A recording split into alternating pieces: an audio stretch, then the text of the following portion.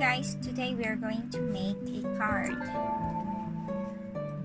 So this is the card that we are going to use.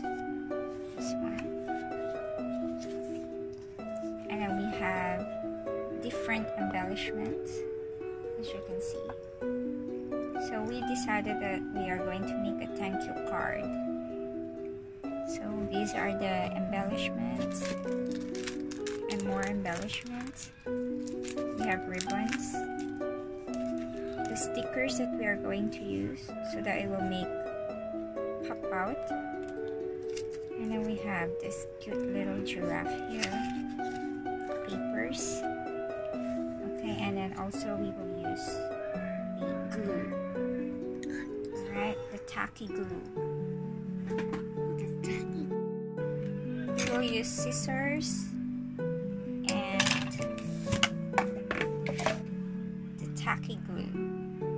So with this tacky glue, we will use it with this one. Alright. Thank you. Keep watching. And if you want to make small cards, you can have this size with this envelope.